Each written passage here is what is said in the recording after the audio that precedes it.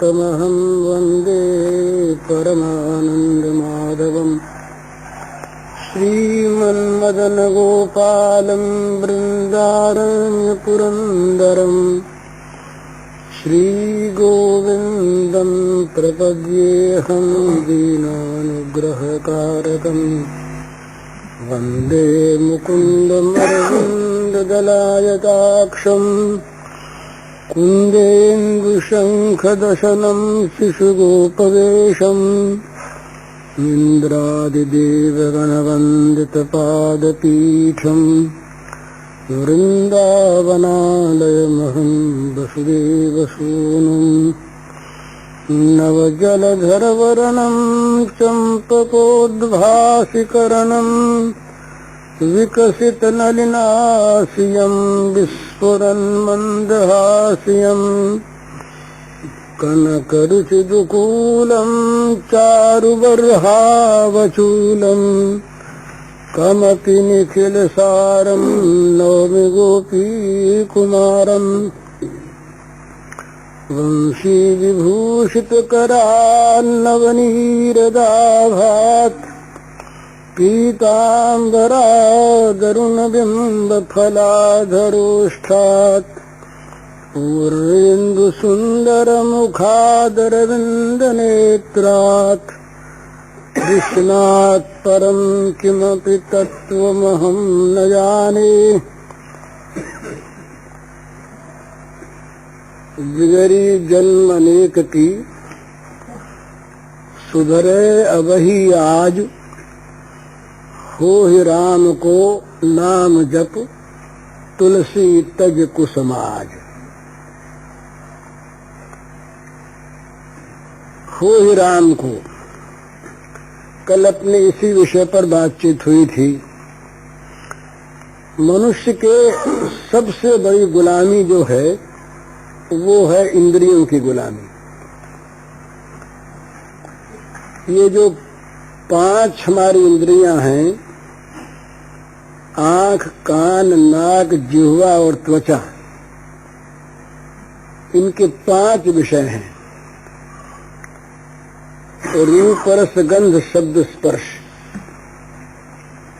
ये जगत में केवल ये 5 ही विषय हैं और इन 5 विषयों में ही हम सब लोग फंसे हुए हैं।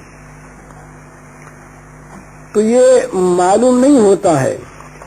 मनुष्य अपने को स्वतंत्र मानता है, पर वो होता है इंद्रियों का गुलाम। और खास करके आज के युग में,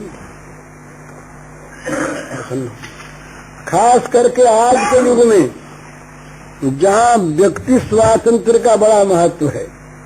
मनुष्य कहता है कि मैं किसी शास्त्र की बात, किसी मनुष्य की बात, किसी महात्मा की बात, किसी पोथी की बात, किसी आचार्य की बात क्यों मानूं? मैं क्या स्वतंत्र नहीं हूं? इस प्रकार मनुष्य आज अपने स्वातंत्र की घोषणा करता है। वो कहता है कि मैं स्वतंत्र हूं, मैं जो चाहे सो कर सकता हूं। परंतु जब तक मनुष्य इंद्रियों का गुलाम है, जब तक मन का गुलाम है, तब तक वो स्वतंत्र है ही नहीं।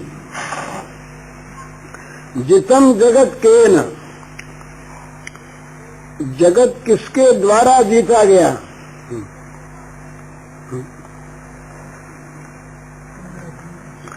जगत किसके द्वारा जीता गया?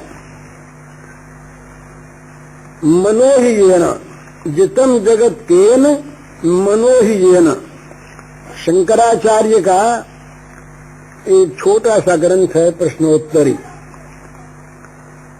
उसमें प्रश्नोत्तर के रूप में बड़े बड़े प्रश्नों का उत्तर दिया है थोड़े में। तो प्रश्न है जितम जगत केन, जगत किसके द्वारा जीता गया? जगत को किसने जीता? किसने जगत पर विजय प्राप्त की? तो कहा मनो ही येन, जिसने मन पर विजय प्राप्त कर ली। बड़े बड़े देशों को जीत लेने वाले, बड़े बड़े देशों को जीत लेने वाले पुरुष विजयी नहीं हैं। जब वो इंद्रियों के वश में होते हैं तो इतना ज्यादा उनका पतन हो जाता है, सारे देशों पर विजय प्राप्त कर दी, बड़े बड़े योद्धाओं को हरा दिया, पर इंद्रियों पर विजय प्राप्त अगर नहीं की तो थोड़ी सी बात में, जरा से किसी इंद्रिय विषय सुख में वो अपने आप का पतन कर देते हैं। तो सबसे बड़ी गुलामी जो है हमारे, वो गुलामी इंद्रियों की है। शरीर की गुलामी जो है वो भी गुलामी है, पर वो इतनी ज्यादा मारक नहीं है जितनी गुलामी हमें इंद्रियों की और मन की गुलामी है। तो मनुष्य कोई किसी रस पर, कोई किसी विषय पर, एक बड़े महात्मा आए थे एक बार, हमारे बंबई की बात है, वृद्ध महात्मा थे, बहुत बड़े विद्वान, और वो इतने बड़े पंडित थे कि बड़े बड़े तार्किक लोग उनके पास आते और प्रश्न का उत्तर जो मिल जाता तो चुप होना पड़ता उनको। वृद्ध थे, पर उनमें एक चीज मैंने देखी, वो जीभ के इतने अधिक बस थे कि वो मिनट मिनट में कहें, बोले भैया जलेबी मंगवाओ। तो अब जलेबी मंगवा के दी, ग्रास देखा, बोले नहीं नहीं भुजिया मंगवाओ। और बोले ये मथुरा के तो पेड़ ऐसे होते हैं ब्रह्मा नहीं बना सकता, ये उन्हीं के शब्द कह रहा हूं मैं। दिन भर वो 50 चीज की मांग करें, जरा सा खांच से छोड़ दें। एक नानूराम जी व्यास थे, इस समय वो जोधपुर में हैं, वेदांत के अच्छे सज्जन, वो साधुओं के बड़े भक्त थे। तो उनकी उन्होंने विद्वत्ता देखी तो कहा हम इनको घर ले जाते। हमने कहा ले जाओ महाराज। तो घर ले गए, पर एक ही दिन में वो थक गए उनसे कि भाई इनसे हम नहीं सकते, क्योंकि दिन भर ये तो कुछ न कुछ चाहिए। तो मैंने उनसे पूछा महाराज बात क्या है? तो उन्होंने कहा भाई असली बात क्या ये है कि मैं जानता हूं कि बुरी चीज है, मैं जानता हूं कि ये हानिकर भी है और इससे कोई संबंध आत्मा का है भी नहीं, मेरी कोई हानि तो नहीं होती इससे, लेकिन मेरी जिह्वा मेरे वश में नहीं, मैं खा नहीं सकता और पचा नहीं सकता, पर मेरी जीभ जो है वो नया नया रस चाहती है। ये मेरे वर्षों से ये रोग लगा हुआ है और मैं इससे लज्जित भी होता हूं। तो बताइए थोड़ी सी चीज के लिए इतने बड़े महात्मा। तो ये मनुष्य जो है ये जब परवश हो जाता है ना इन इंद्रियों के, तब ये न मालूम इसका क्या हो जाता है। वो तुलसीदास जी महाराज ने कहा कि मैं आज तक परवश था, तो इंद्रियों ने, मन ने मेरी बड़ी हंसी उड़ाई, तो अब मैं अपने वश हो गया, क्योंकि राम का हो गया मैं, तो निज बस भय न हंसई हूं। परवश जान हंसो इन इंद्रन, निज बस भय न हंसई हूं। अब लो नसानी अब न नसई हूं। राम कृपा भव निशा सिरानी, जागे फिर न डसई हूं। राम की कृपा से ये भवरात्रि भवनिशा जो है ये बीत गई, जाग गया। अब जागने के बाद मैं अब फिर सोऊंगा नहीं। जब तक नहीं जागा था, जब तक राम का नहीं हुआ था, तब तक इंद्रियों का था। इंद्रियां मुझे नचाती थी और हंसी भी करती थी मेरी। ये मनुष्य जो है ये इतना परवश हो जाता है इंद्रियों के कि वो थोड़े से स्वाद के लिए, थोड़े से सुख के लिए, थोड़ी सी सुंदर वस्तु को देखने के लिए, थोड़ा सा सुंदर शब्द सुनने के लिए सब कुछ खो देता है। तो इन इंद्रियों के संबंध में बड़ी सावधानी की आवश्यकता है। भगवान ने कहा गीता में, कूर्मोंगानीव सर्वशः।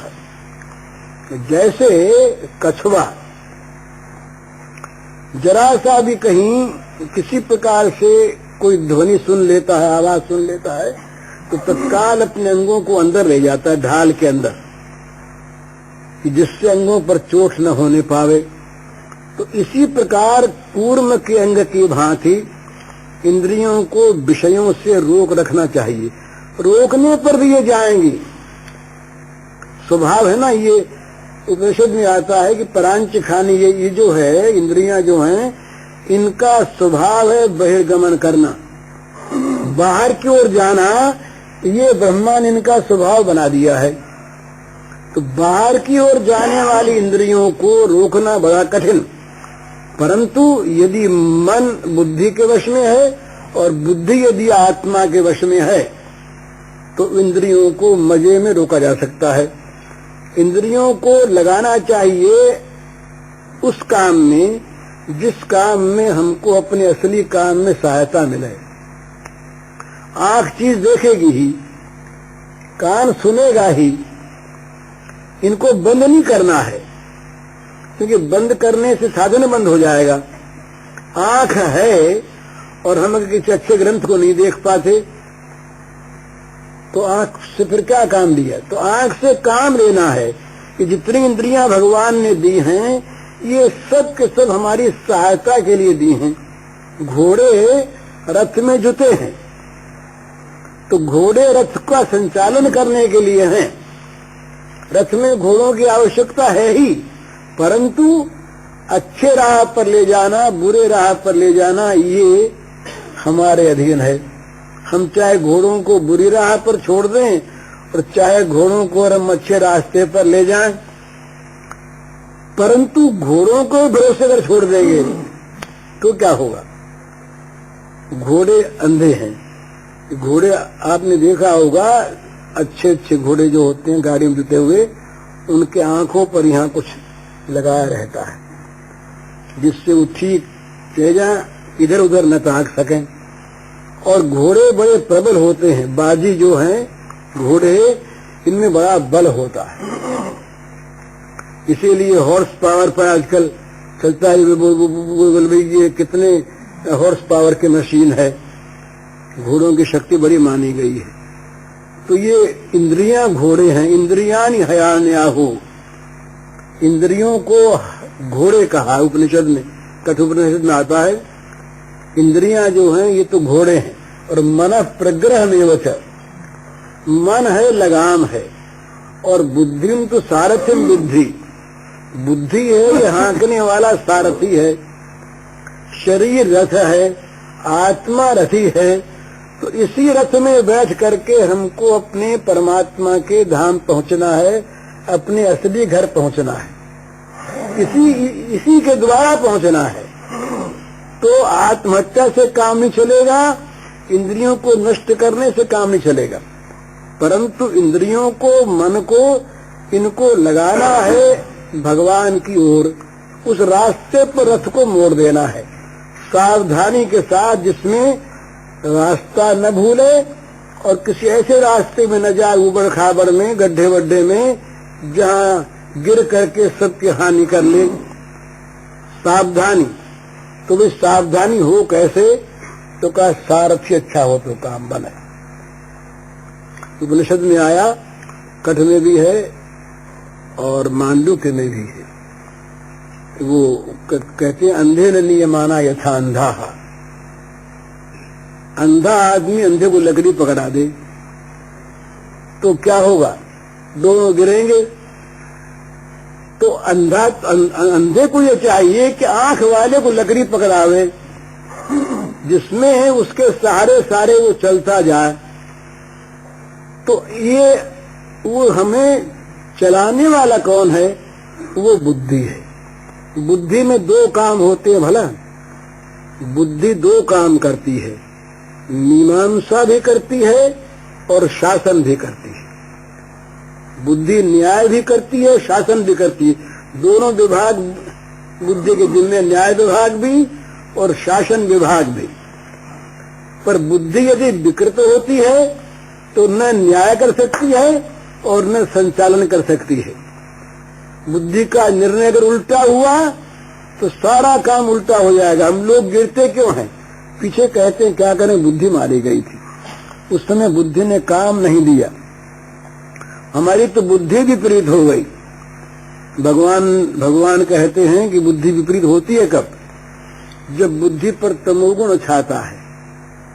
जब बुद्धि तमोगुण से ढक जाती है तब अधर्मम धर्ममिथ्या मन्यते तमसावृता सर्वार्थान विपरीतांश्च बुद्धि ही सा पार्थ तामसी। तामसी बुद्धि उल्टा निर्णय करती है। उससे रास्ता पूछें तो रास्ता सीधा नहीं बताएगी, उल्टा बतावेगी, क्योंकि तमसा छन्न है, अंधेरे में पड़ी हुई बुद्धि है, मोहग्रस्त बुद्धि है। और जो मोहग्रस्त बुद्धि है, जो मीमांसा नहीं करती, वो संचालन क्या करेगी? कोई गाड़ी हाँकने वाला शराब पिया हुआ हो और मूर्ख हो, रास्ता न जानता हो, तो क्या करेगा वो? सारथी के लिए ये बताया है शास्त्रों में कि सारथी कैसा होना चाहिए, हाँकने वाला। जीवन में हाँकने वाले की ही बड़ी भारी महिमा है। भला श्री कृष्ण को रथ की लगाम सौंपी अर्जुन ने, बन गया काम, उसी दिन विजय हो गई उसकी। जिस दिन श्री कृष्ण को उसने लगाम सौंपी रथ की, सारथी बनाया, जीत गया। क्योंकि सारथी में जो बातें होनी चाहिए, सारथी एक तो ऐसा होना चाहिए जो सदा सावधान रहे, जागरूक रहे, एक बात। दूसरा, वो नशेबाज न हो, मद न पिया हुआ हो। तीसरा, मार्ग को जानने वाला हो। चौथा, मालिक का आज्ञाकारी हो। और पांचवा, घोड़ों के संचालन की क्रिया जानता हो। ये 5 चीज सारथी में होनी चाहिए। 5 में एक की भी कमी होती है तो गंतव्य स्थान पर पहुंचने में संदेह हो जाता है। भाई है तो बड़ा सुस्त है, घोड़ों को हाँकना भी जानता है, सब कुछ जानता है, पर शराब पिए हुए है। बोले ये सब ठीक है, पर सोता रहता है वो। परसों ही आया था अखबार में कि एक जीप का संचालक, वो ड्राइवर सोता जा रहा था, तो वो मरा और उसके अंदर जो कई आदमी थे उनको भी कईयों को चोट आई, शायद 1-2 तो मर भी गए। तो सोने वाला ड्राइवर हो तो काम नहीं चलता। बुद्धि जागृत हो, बुद्धि सावधान हो, बुद्धि अमादक हो, बुद्धि आज्ञाकारिणी हो, और बुद्धि वो रास्ता जानती हो। ये बात अगर न हो तो मुश्किल होती है। तो वो रास्ता क्या है?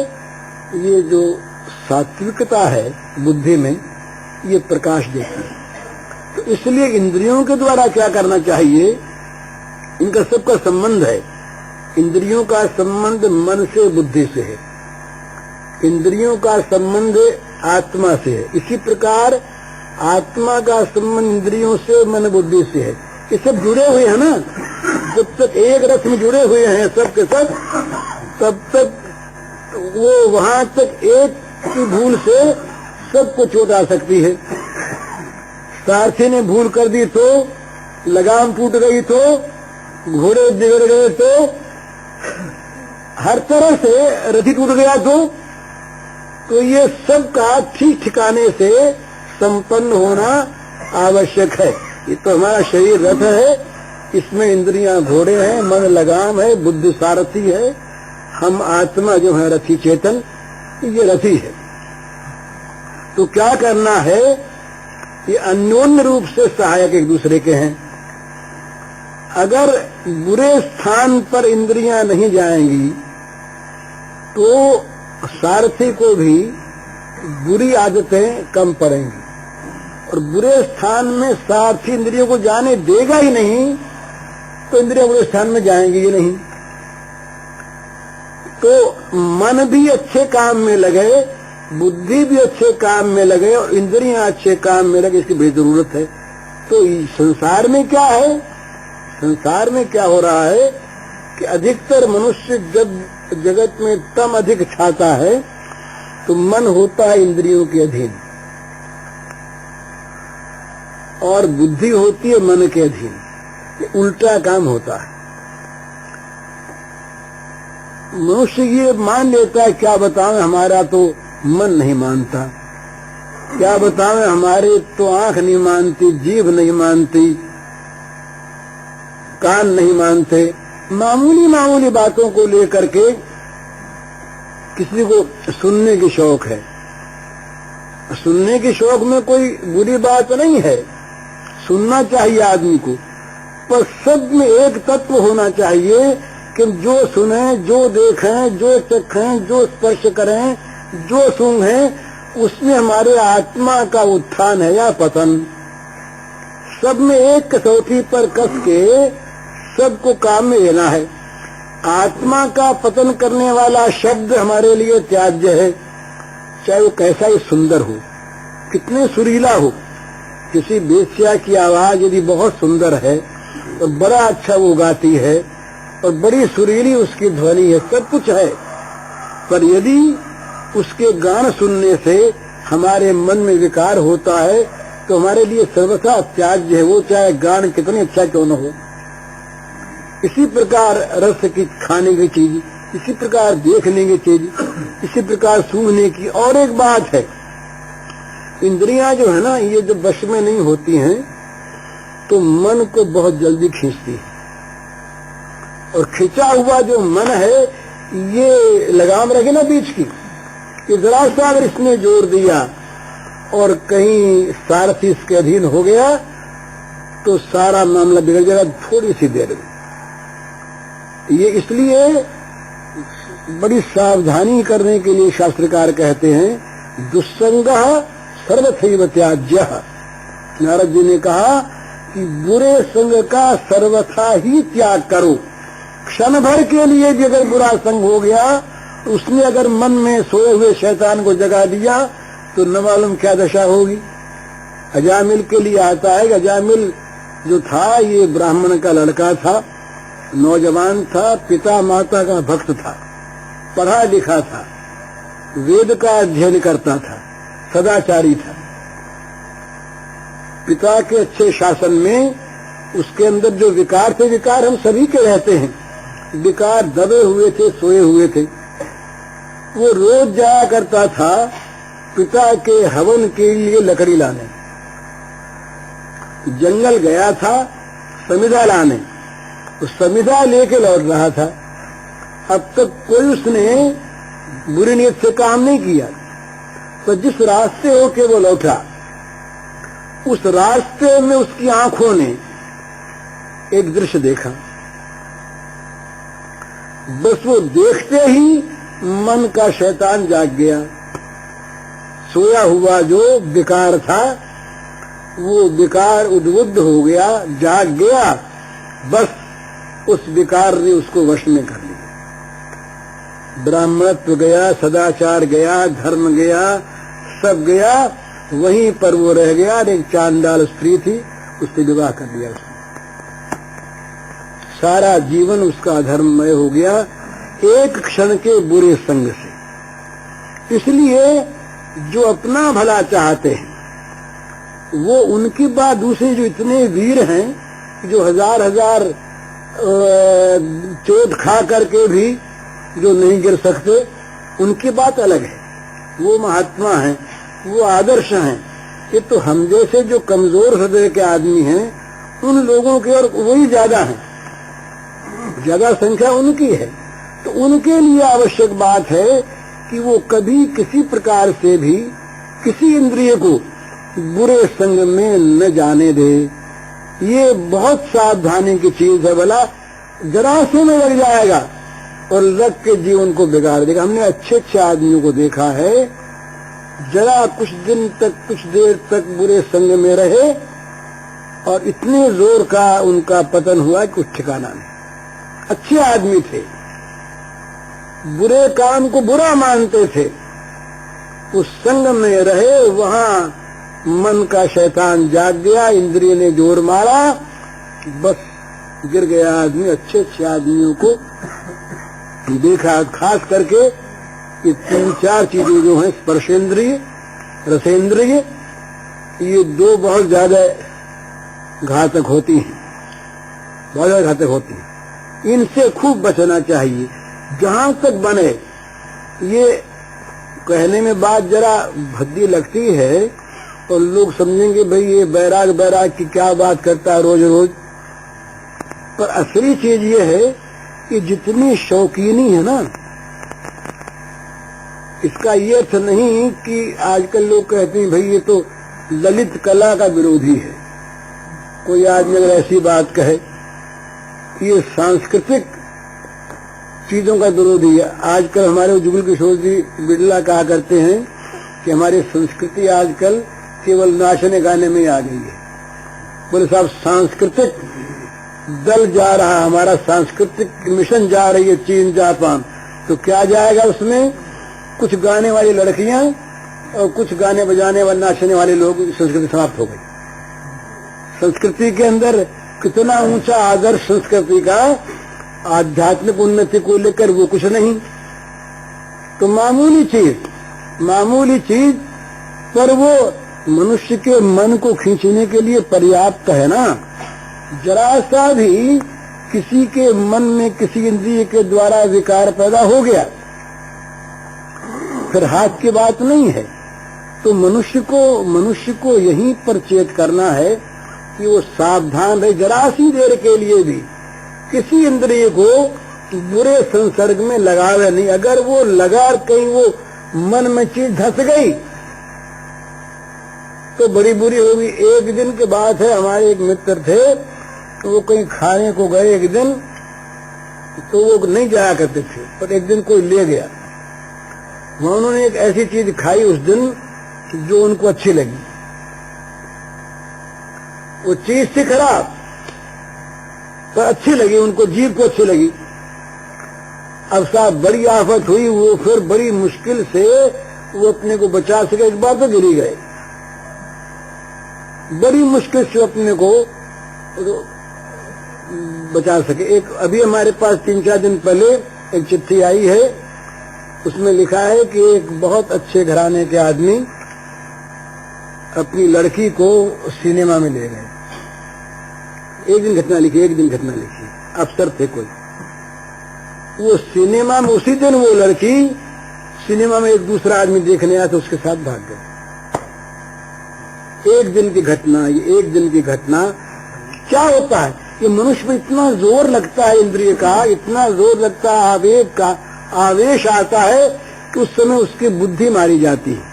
हमारे यहाँ ये गीता में ये बहुत दफे सुन चुके हैं आप इस चीज को, पतन का एक स्तर बताया है, पतन का एक स्तर बताया है कि पतन कैसे होता है।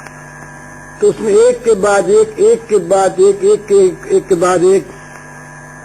तो क्या कहा है कि पहले होता है विषयों का चिंतन, चिंतन से आसक्ति, आसक्ति से कामना, कामना की पूर्ति में लोभ या कामना पर चोट लगने पर क्रोध, उनसे मोह, मोह से स्मृतिनाश और स्मृतिनाश से बुद्धिनाश और बुद्धिनाश से सर्वनाश। ये क्रम बताया। अध्याय तो विषयान पुंसः संगस्तेषु बजायते, संगात संजायते कामः, कामात् क्रोधो विजायते, क्रोधात् भवति सम्मोह, सम्मोहात् स्मृति विभ्रमा और स्मृति भ्रंशात् बुद्धिनाशो और बुद्धिनाशात् प्रणश्यति। ये क्रम बताया। तो मैं कह रहा था कि मामूली चीज है। बोले क्या अच्छा कपड़ा नहीं पहने? अच्छा कपड़ा पहनो, पर कपड़ा पहनने का उद्देश्य क्या है? 3 चीज है उसमें, सामाजिकता और धूप से शीत से रक्षा और शास्त्र की आज्ञा का पालन। 3 चीज के लिए हम कपड़ा पहनते हैं। पर यदि हमारा मन ये हो कि हमारे कपड़ों को लोग देखें और देख करके हमारी तरफ आकर्षित हों, तो ये तीनों चीज मारी गई। फिर वहां पर आता है भोग सामने। ये बात, ये साइकोलॉजिकल चीज है, इसको इसकी चाहे परीक्षा करके देख लें। जो लोग अधिक शौकीन होते हैं उनके मन में छिपा हुआ काम रहता है। जो बनावट, जो बन ठन कर रहना चाहते हैं अधिक, उसका अर्थ क्या, वो तो दिखाना, जब दूसरा नहीं दिखता ना तब नहीं बनते ठनते हैं। जहां बाहर निकलने लगे धोती का पेच ये देखने लगे ठीक है कि नहीं, कहीं फटा तो नहीं है, कहीं बाल यूं तो नहीं है, कहीं टोपी टेढ़ी तो नहीं है, ये मामूली बातें हैं। पर इनमें मनोवृत्ति का पता लगता है मनुष्य का कि वो चाहता क्या है, श्रृंगार की आवश्यकता क्या है। हमारी यहाँ स्त्रियां श्रृंगार करती है और वो शास्त्र का आदेश है, परंतु कितना बड़ा उस पर बंधन लगा दिया है। बड़े कड़े शब्दों में कहा शास्त्रकारों ने कि जो स्त्री दूसरों को दिखाने के लिए श्रृंगार करती है वो वेश्या है। यहां तक है, श्रृंगार केवल पति के लिए है, किसी के लिए है ही नहीं। इसलिए कहा कि जिसके पति प्रदेश गए हुए हों वो श्रृंगार न करे।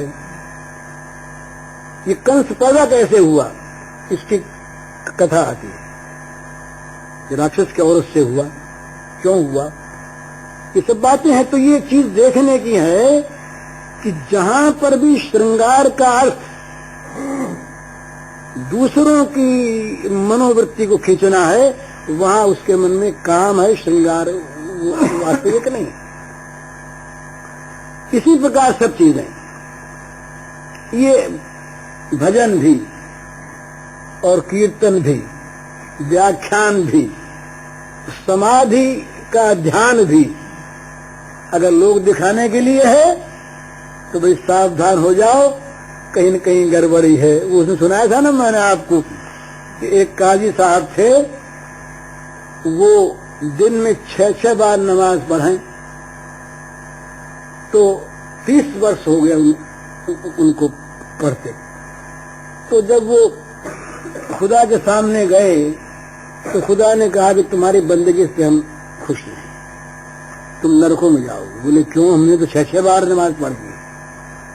बोले तो तुमको बताओ, बोले बताओ। बोले 6-6 बार तुम नमाज पढ़ी, जब कुछ सामने नहीं होता था तब कैसे पढ़ते थे, तो कितनी देर लगाते थे, और जब लोग सामने आते थे तब कैसे पढ़ते थे। देखने वाला नहीं है तब तो 1 मिनट में समझे 1 मिनट नमाज हो गई, घुटना टेका नीचे का कोई बात नहीं। और कुछ सामने बैठे हैं तब तो बड़ी लंबी लंबी वो नमाज पढ़ते हैं, घंटों लगाते हैं। तो बोले तुमने दूसरों को दिखाने के लिए नमाज पढ़ी कि हमारी बंदगी के लिए पढ़ी, ये चीज। तो दिखाने के लिए यदि हम बोले साहब ये बहुत अच्छा ध्यान करते हैं, तो चलो ध्यान को देखें। अब ध्यान को दिखाने की होती है, अपने अपने परमात्मा को खुश करना, ये तो बस अपनी चीज है।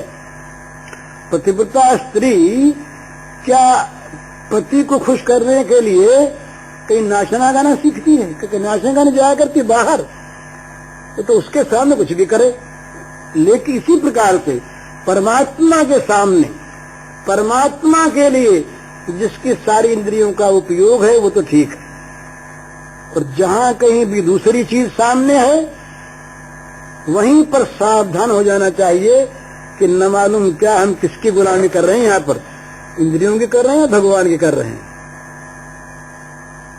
एक आदमी आरती करता है, ये चैतन्य महाप्रभु के जीवन में एक बात आती है ऐसी, आरती करता है एक आदमी, आरती करता हुआ और वो इतनी भाव भंगिमा दिखाता है कि जिससे देखने वाले लोग उसकी तरफ आकर्षित हो जाए। अब वो भगवान को भूल गया, वो देखने लगा कि लोग मुझको देखते हैं कि नहीं आरती करते समय, और लोग क्या कहते हैं, मामला खत्म हो गया। भोग लगाता है एक आदमी, उत्तम से उत्तम बात है कि भगवान के लिए बढ़िया से बढ़िया भोग लगावे, त्याग खूब करे, इसमें कोई आपत्ति नहीं, पर करे भगवान के लिए, अपने लिए नहीं। ये हमेशा मन की चीज का पता लगता है कि मनुष्य स्वयं अपनी इंद्रिय की तृप्ति के लिए मुख काम कर रहा है या वास्तविक सेवा के लिए कर रहा है। जो सेवा के लिए है तो छोटा काम भी बहुत बड़ा है, और यदि वो अपनी इंद्रियों की तृप्ति के लिए है तो वहां प्रेम तो है ही नहीं। निजेंद्रिय प्रीति इच्छा कारणाम काम, चैतन्य महाप्रभु ने कहा कि अपनी इंद्रियों को तृप्त करने की जहाँ इच्छा है उसका नाम काम है। वो काम है, चाहे उसका नाम प्रेम रख लें हम। और जो नाम अगर काम भी है और जो अपनी इंद्रियों को तृप्त करने की इच्छा नहीं है, प्रेम ही गोपरामानाम काम इत्यगमत प्रधान, गोपियों के प्रेम को लोग काम कहते हैं पर काम है ये नहीं वहां पर।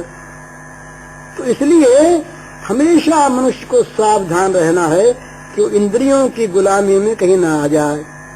मनुष्य बहुत जल्दी इंद्रिय गुलामी में आता है, और वो गुलामी इतना परवश कर देती है, कहीं गए और जरा आराम से सोने को चीज मिल गई,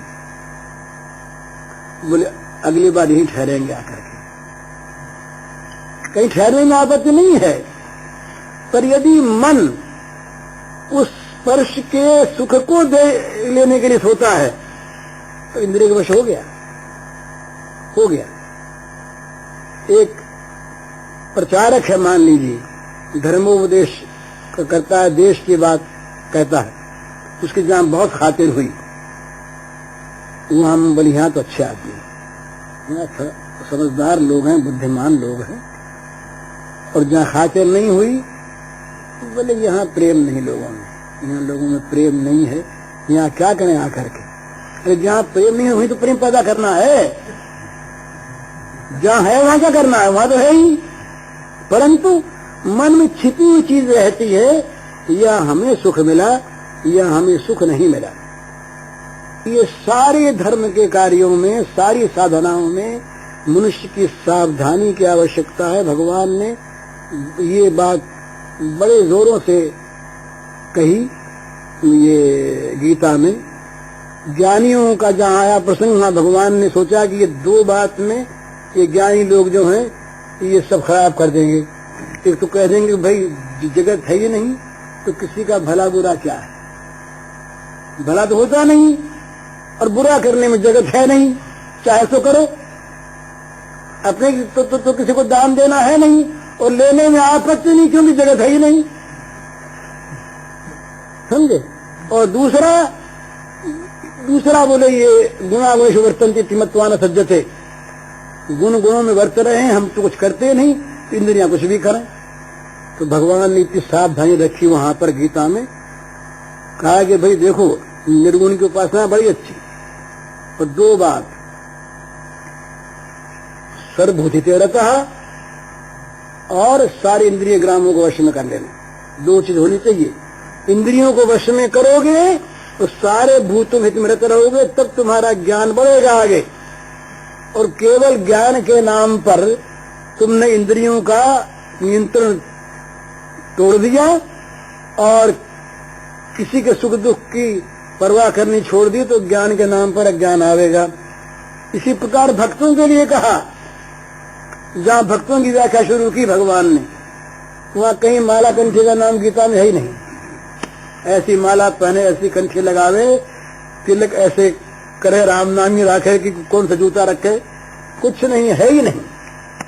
वहां तो परिभाषा जो है भक्त की, सबसे पहला शब्द है अद्वेष्टा सर्वभूतानाम, मैत्र करुण एवच, निर्ममो निरहंकार, सम दुख सुख क्षमी। ये भक्त की जहां परिभाषा करने लगे भगवान, सबसे पहले ये शब्द कहा कि मेरा जो भक्त है वो किसी प्राणी में द्वेष नहीं करता। ये सबसे पहली बात। दूसरी बात, वो सबका मित्र होता है। तीसरी बात, जहां दुख होता है वहां वो बड़ा दयालु होता है। चौथी बात, कहीं ममता नहीं करता, अहंकार नहीं करता, अपने सुख दुख में समभाव रखता है, और बुरा करने वाले का भी भला करता है। ये बताइए, इसमें कोई बाहर चीज नहीं है। भक्त के कपड़े कैसे हो, भक्त की माला कैसी हो, भक्त का आसन कैसा हो, ये सब चीजें हैं, इनका विरोध नहीं करता मैं, इन सब की उपयोगिता है। पर ये बाहर की पोशाक है, बाहर की पोशाक पहन ली और अंदर रहा दोष, तो वो पोशाक दूसरों को धोखा देने वाली होगी, इसलिए उस पोशाक पहनने वाले से घृणा हो जाएगी। बोले ऐसा नहीं। अभी वो मीरा बहन जो है ना, ये गांधी जी के पास जो रहती थी, वो उसने पिछले दिनों एक इसमें हिंदुस्तान टाइम्स में एक चिट्ठी छपवाई। उसमें लिखा उसने कि ये ऋषिकेश के इधर के जो साधु हैं, इनमें मैंने प्रवेश किया और देखा कि जहाँ ये संतों का स्थान था, वहाँ ये डेविल्स, पिशाचों का स्थान हो गया है। और इनके अंदर मैंने घुस के देखा तो इनमें सब तरह की बुराइयां आ गई हैं। इसलिए अब तक मैं गेरुआ पहनती थी, अब मैंने गेरुआ इसलिए छोड़ दिया कि गेरुआ पहनना ठीक नहीं आजकल। तो चाहे उनका कहना ठीक हो या ना हो, ये मैं नहीं करता। पर यदि अच्छे वेश वाले, अच्छे आचरण वाले न हों, तो वो वेश और बदनाम होता है आचरण के लिए। और एक बात दूसरी है, एक जात का आदमी अगर बिगड़े तो उस जात की बदनामी होती है, और एक घर का आदमी बिगड़े, घर की बदनामी होती है। गांव का को प्रधान बिगड़े, गांव की बदनामी होती है। देश का प्रधान बिगड़े, देश की बदनामी होती है। और जो भक्त कहता अपने को, वो बिगड़े तो वो भगवान पर लांछन लगाने वाला होता है। देखो, ये भगवान के भक्तों का काम, ये भगत जी ऐसे बने, ये देखो ना, ये मुंह में तो राम और बगल में छुरी, कहते हैं लोग। बोले बाबा जी की झोली में जेवड़ा निकला, क्या निकला?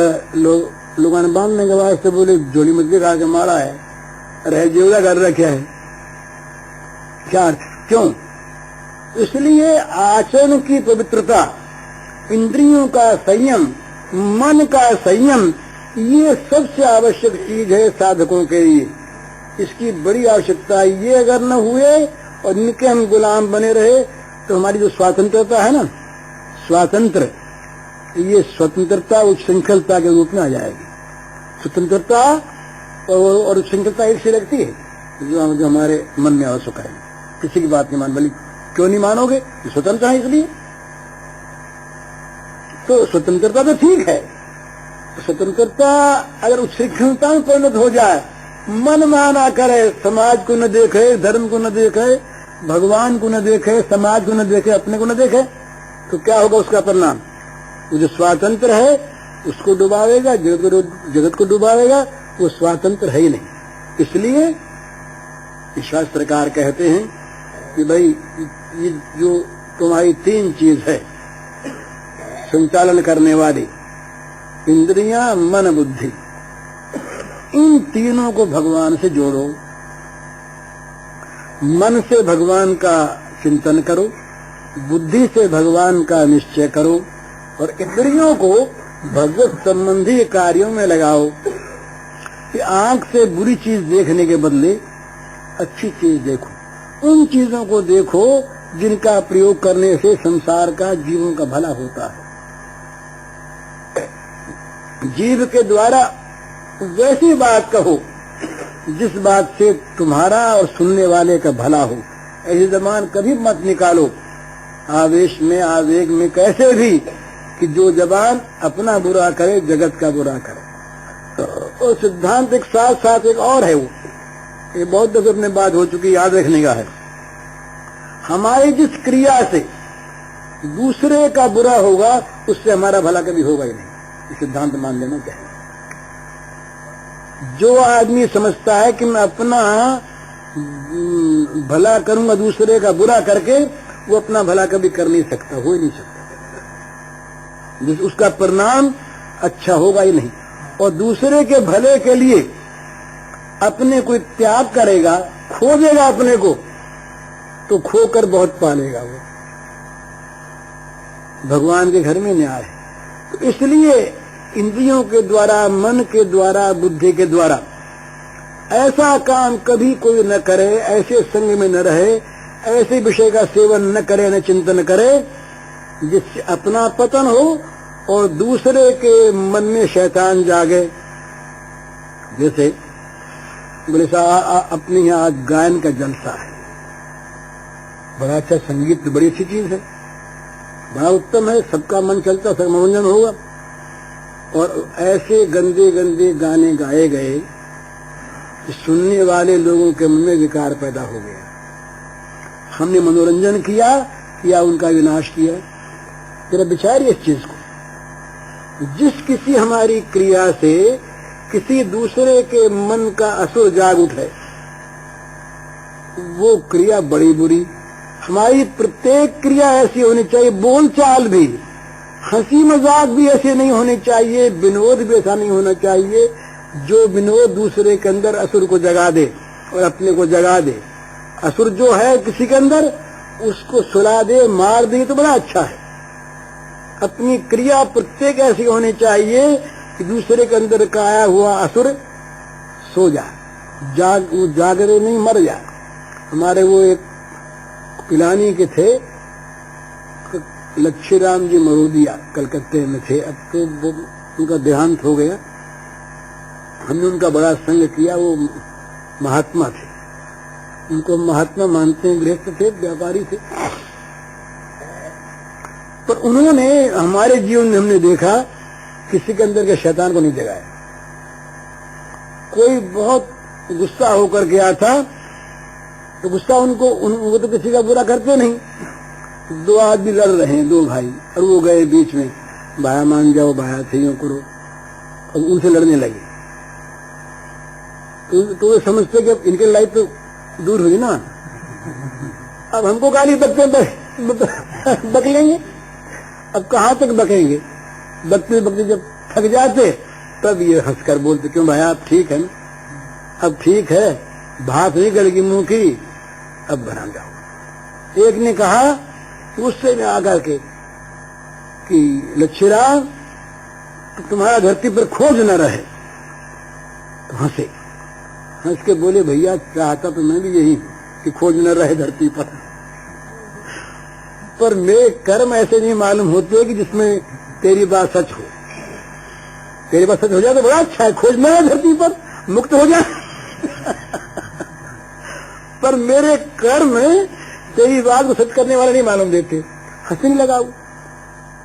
इस प्रकार से किसी के गुस्से में अगर हमने जरा सा गुस्से की आग में घी डाल दिया तो उसका हमने अपकार किया, उपकार किया, बताइए। किसी ने हमारे साथ मान लीजिए बुराई भी की और हमने बदले में बुराई और कर दी, तो उसके पाप की आग में हमने एक आहुति और डाल दी, भड़का दिया उसको। और यदि हमने शांति का एक शब्द कह दिया, उसको पानी डाल दिया, तो उसके बढ़ते हुए पाप को हमने कुछ शांत कर दिया। इसलिए ये बड़ी आवश्यक बात है कि हमारी इंद्रियों के द्वारा, मन के द्वारा, बुद्धि के द्वारा ऐसा कोई काम नहीं होना चाहिए जो काम हमें विषयों का गुलाम बना दे, हमारे मन के असुर को जगा दे और दूसरों के जगा दे। ये सबसे बड़ी सेवा है। एक आदमी मान लीजिए बहुत व्याख्यान देता है और बहुत उपकार करता है, पर लोगों के अंदर वो द्वेष पैदा कर रहा है। और एक आदमी कुछ नहीं बोलता, चुपचाप बैठा है और केवल गुपचुप सेवा करता है। उन दोनों में वो गुपचुप वाला अच्छा है, क्योंकि वो तो उनके अंदर उस चीज को जगा रहा है जो चीज उनको गिरा देगी। ये नियम की बात है। राग द्वेष कभी किसी का भला करते ही नहीं, कर नहीं सकते। भगवान ने तो बड़ी सावधानी रखने के लिए गीता में घोषणा की। कहा भगवान ने, इंद्रिय से इंद्रियस्यार्थे राग द्वेषौ व्यवस्थितौ तयोर्न वशम आगच्छेत् तौ ह्यस्य परिपन्थिनौ। अर्जुन से कहा भगवान ने कि देखो भैया, हरेक इंद्रिय के हरेक विषय में राग और द्वेष ये दोनों डेरा डाले बैठे हैं। जो स्थिति रूप से स्थित हैं ये, इनके वश में न हो जाना, क्योंकि इंद्रियों का तो विषय से संबंध होगा ही। आंख किसी चीज को देखेगी ही, कान सुनेंगे ही, पर उनमें अगर राग द्वेष के वश में हो गए तो लुट जाओगे। तो उससे परिपंथ नऊ का वो परिपंथी हैं, रास्ते में बैठे हुए डकैत लूटने वाले हैं, बटमार हैं, लूट लेंगे। परिपंथी का अर्थ है बटमार, राह में लूटने वाले, वो लूट लेंगे, मुश्किल हो जाएगी वश में न होना। तो अगर हम स्वयं राग द्वेष करें और किसी धर्म को लेकर, किसी चीज को लेकर, किसी बात फिरके को लेकर, दलबंदी को लेकर, स्वार्थ से या परमार्थ को लेकर भी अगर राग द्वेष पैदा कर दें, किसी के मन में द्वेष पैदा कर दें, बैर पैदा कर दें, तो हमने क्या उसका उपकार किया? नहीं।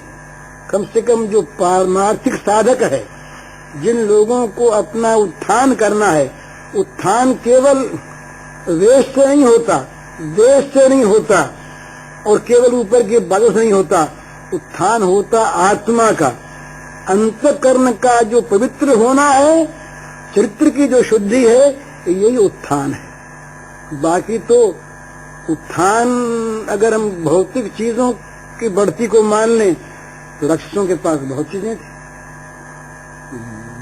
उनके पास बड़ी बड़ी सामग्रियां थी, पर राजन यज्ञों को विध्वंस करते थे वो, तो उनका उत्थान थोड़ा ही था। भौतिक उत्थान, बाहरी उत्थान का नाम उत्थान नहीं है।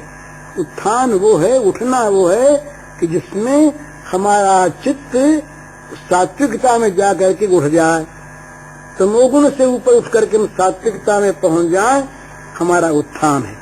हम उठे, हम आगे बढ़े। हम यदि तामसिकता में आगे बढ़ गए तो लोगों का दल भी बटोर लिया हमने, बहुत लोग हमारे साथ भी हो गए। आढ्यो भी जनमानस में, आढ्य अभिजनमानस में, तो क्या हुआ उसमें? बहुत लोग हमारे साथ हो गए, पर उसका हुआ क्या? कोई अंधे ने नियम बनाया था, अंधा अंधे, हम अंधे और अंधों की लकड़ी पकड़ के हम चले आगे आगे, हम तो गिरेंगे ही, उन बेचारों को और गिराया। तो इसलिए आंख वाला क्या है? बस हमेशा देखता रहे, सात्विकता आंख है।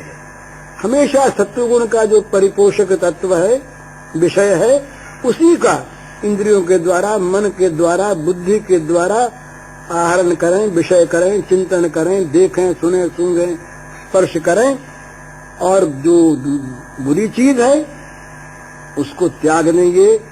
नारद जी ने बताया है कि भाई ये विषय जो हैं ये पहले आते हैं मन में तरंग की तरह से,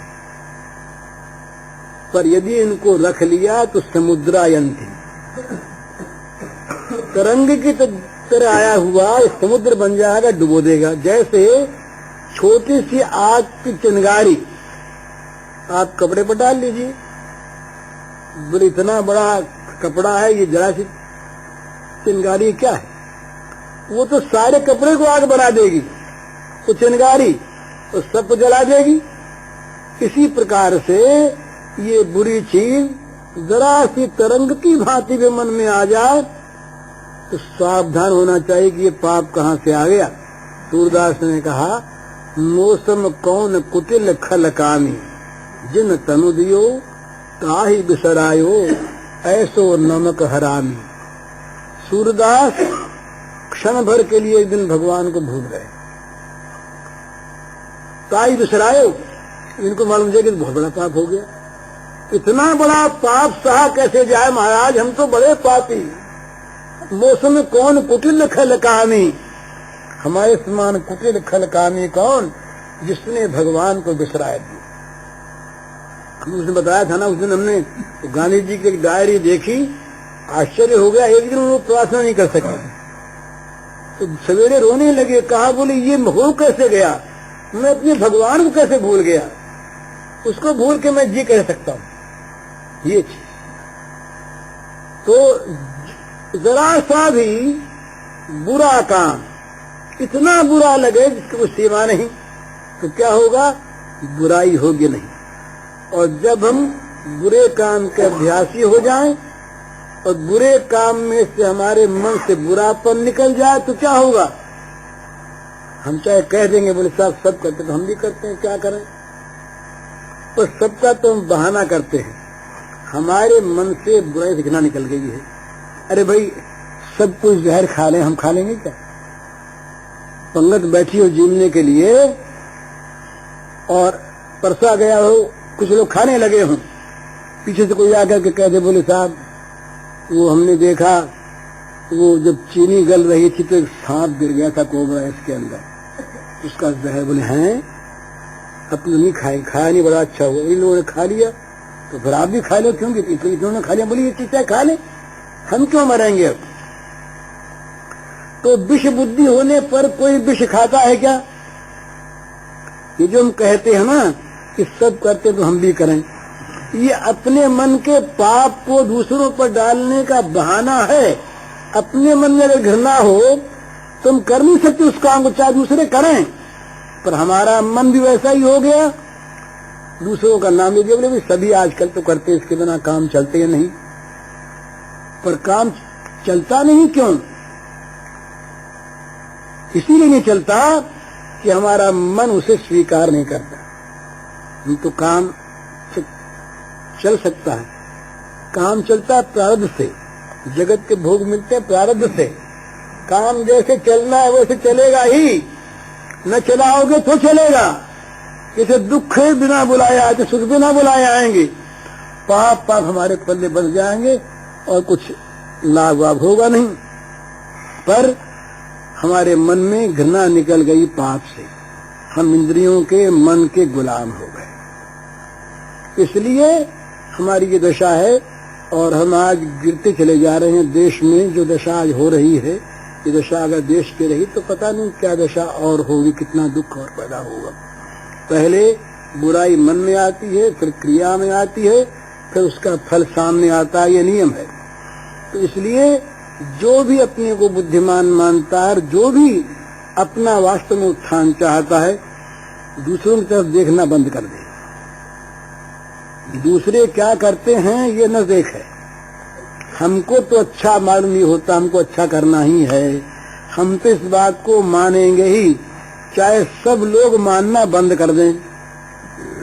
पर हमें पता लग गया कि जहर है, हम नहीं पिएंगे। ये आग, हम इस पर नहीं बैठेंगे। सब लोग बैठते हैं, क्या करें? रोकते हैं उनको, तुम भी न बैठो। पर कोई न माने तो उनकी देखा देखी हम नहीं करेंगे। मनुष्य को अपने लिए करना चाहिए कि ये काम बुरा है, इसका मैं परित्याग करता हूँ, आज से करूंगा नहीं, करूंगा नहीं, करूंगा नहीं। तो कोई दूसरा नहीं करवा सकता और हानि उसकी होगी नहीं। ये सिद्धांत है। बुराई के त्याग का फल बुरा कभी हो नहीं सकता और अच्छाई के ग्रहण का फल बुरा कभी हो नहीं सकता। ये नियम है। इस पर न विश्वास करके हम बुराई में लाभ देख लें, मूर्खतावश्य अलग बात, नहीं तो उसका फल अच्छा नहीं होगा। तो जहां तक बने इंद्रियों को, मन को रोकें, इंद्रियों की गुलामी, मन की गुलामी, इनको छोड़ें, तब तो होंगे हम स्वतंत्र। नहीं चाहे अपने को स्वतंत्र कहते रहेंगे, हैं इंद्रियों के गुलाम, तो स्वतंत्र का है कि हुए। एक सज्जन थे, वो सवेरे उठे, वो हम बम्बई के बात है, सवेरे उठे तो उठते ही उन्होंने कहा चाय लाओ। बम्बई में ये चाल थी, अब तो यहाँ भी चाय बहुत हो गई। बम्बई में चाल ऐसी है कि वहाँ चाय बहुत चलती थी। तो वहाँ क्या ऐसा एक आदत है, उठते ही पहले चाय पिएंगे, फिर बीड़ी पिएंगे, उसके बाद बीड़ी को मुंह में लिए वो पाखाने जाएंगे। ऐसे बहुत लोग ऐसे करते हैं। तो हमारे जान पहचान के एक आदमी थे, तो वो हम गए हुए थे, तो वो उन्होंने चाय मांगी, तो चाय उनको ला दी गई। अब उन्होंने तो क्या कह रहा था भूल गया।